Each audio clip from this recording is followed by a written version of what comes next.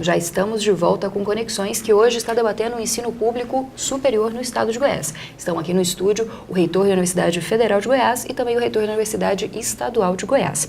Bom, para continuar, professor, o senhor estava falando de medidas, de projetos aí que devem trazer uma melhoria para a educação. Um outro projeto que gerou bastante discussão recentemente foi a aprovação de uma medida provisória que obriga os professores que são contratados pelas universidades a terem doutorado. Como o senhor vê essa medida? Como ela deve afetar a educação? É preciso apenas contextualizar isso. Nós tivemos uma mudança na carreira docente, fruto de uma legislação ainda no ano passado, e essa mudança uma tirou completamente a exigência de titulação por ocasião do concurso. E isso ganhou uma repercussão muito grande no meio científico, no meio acadêmico, com protestos muito fortes da Sociedade Brasileira para o Progresso da Ciência, a SBPC, da Academia Brasileira de Ciências, da própria Andifes, né, entidade que congrega os reitores das federais, e foi trabalhada uma correção na carreira desse ponto. E agora passou-se a exigência de doutorado, com a excepcionalização sendo possível a partir do Conselho Superior da instituição. Eu acho que com isso a gente retoma uma trajetória que já era praticamente uma realidade. Na UFG, nós já tínhamos, antes da lei do ano passado, praticamente 90% dos concursos da UFG eram para professor adjunto, exigindo o título de doutor para o ingresso. Então a gente retoma isso e eu acho que o momento da universidade brasileira não pode ser diferente. Essa é a nossa vocação, é combinar ensino, pesquisa, extensão, com a pós-graduação muito forte. Há uma oferta de doutores pelo país bastante significativa, então é mais do que razoável essa exigência. E com isso, a pesquisa cresce, a pós-graduação cresce, o impacto no dia a dia, na sala de aula, até na nossa interação com a sociedade, ele só avança com essa medida. Eu vejo de forma muito positiva essa medida. Bom, e na UEG, professor, como é que está a situação dos professores? A maior parte deles são doutores ou são mestres? A UEG ainda tem uma situação muito peculiar. Nós temos hoje em torno de quase 30% dos professores efetivos são doutores e 2/3 deles estão em dedicação exclusiva na Universidade Estadual de Goiás. Agora, o concurso que será aberto, provavelmente agora no mês de junho, prevê novamente 250 vagas para professores na UEG. Ainda há previsão de ingresso com especialização e com mestrado, embora também o foco seja com o doutorado. Também nós entendemos que a consolidação da universidade, ela depende do maior número de doutores que agregam mais qualidade, mais pesquisa à instituição. Mas como a UEG ela tem uma grande capilaridade com presença em quase 40 municípios do estado de Goiás, em muitos desses lugares não se encontram profissionais, por vezes nem com mestrado, outras vezes muito menos com o doutorado para atender a essas demandas. Bom, professor, agora falando de um ponto específico da UEG. Há cerca de 30 dias, pelo menos 14 unidades estão numa mobilização de paralisação. Como é que estão as negociações com essa classe que está paralisada, os grevistas agora da UEG?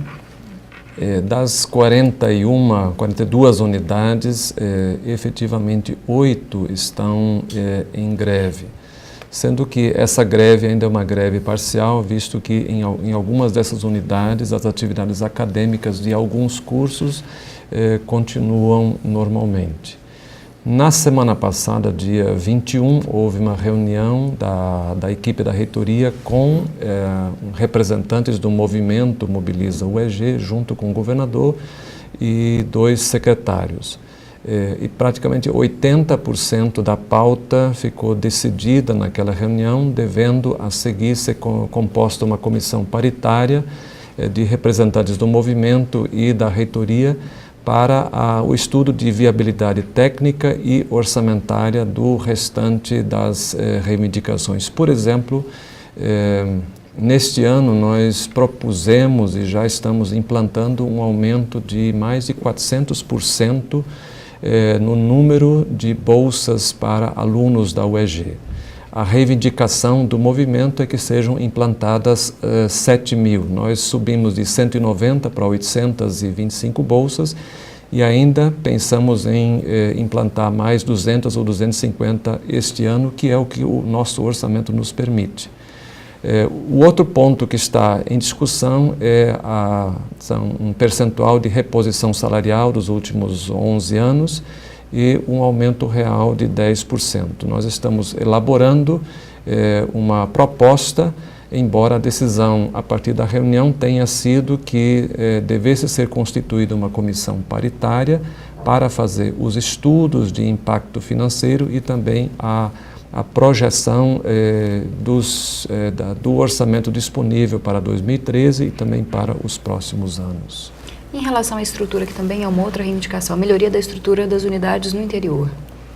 Camila, quando o movimento expõe as fragilidades e mostra situações precárias, não há como negar.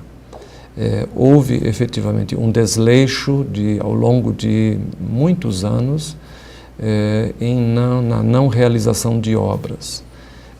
Existe uma situação de uma amarra institucional. Até fevereiro deste ano era assim que as obras da UEG deveriam necessariamente ser realizadas pela AGETOP, que é a agência do governo estadual que realiza as obras.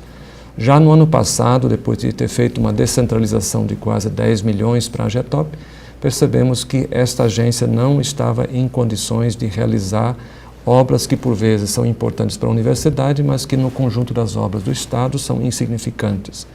Então solicitamos ao governador a excepcionalização da UEG, conseguimos isso por meio de um decreto e agora estamos terminando de organizar o nosso departamento de engenharia e obras na UEG, no sentido de promover muito mais agilidade para as obras da universidade e algo a mais, de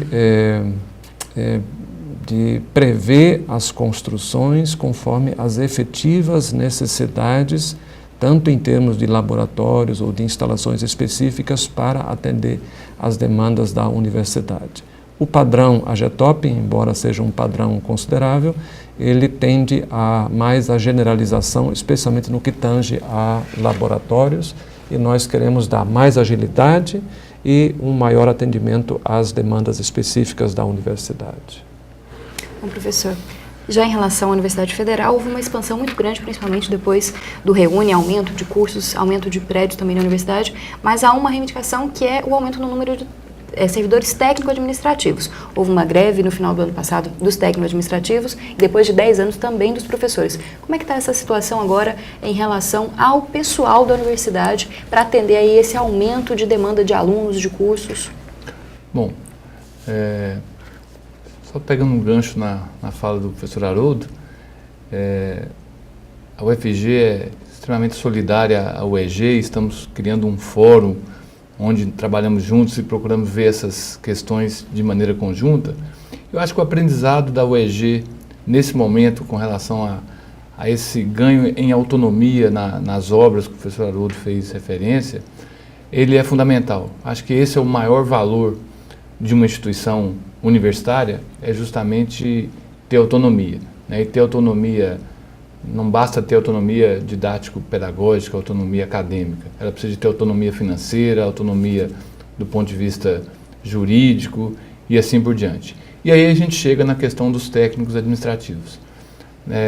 Nas universidades federais, nós conseguimos, nos últimos anos, alguns avanços e alguns retrocessos na autonomia.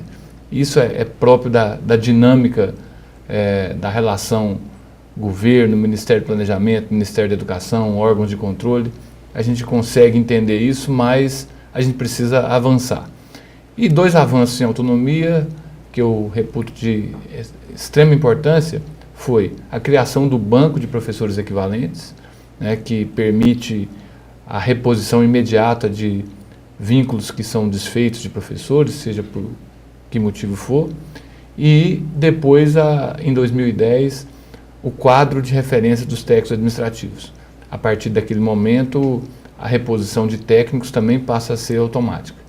Bom, então respondendo a sua pergunta, nosso quadro de professores, ele é suficiente para o tamanho da UFG, eu diria até com uma pequena folga, porque nós temos ainda uma relação aluno-professor que permite a gente avançar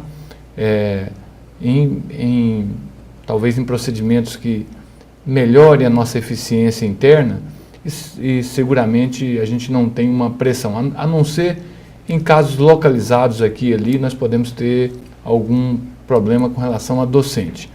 Com relação a técnico, a situação é diferente.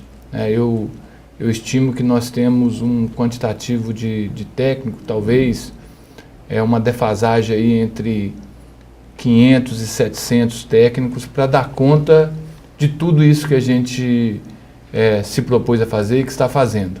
Lógico que com uma consequência que nós não paramos, um aumento muito grande da terceirização de alguns serviços, e isso impacta o nosso orçamento e claro que isso também compromete a qualidade e os princípios da universidade. Então, esse é a grande questão que nós, reitores das federais, estamos trabalhando junto ao MEC, ao Ministério do Planejamento, e já temos uma expectativa que, a partir do final desse ano, essa reposição de técnicos começa a ocorrer. Deve haver novos concursos? Novos concursos, né? Nós tivemos um concurso no domingo passado, né, para 80 vagas, e deveremos continuar fazendo concurso para técnicos administrativos tão logo o governo vá liberando essas vagas, porque são vagas que nós perdemos antes de 2010 e que não foram repostas.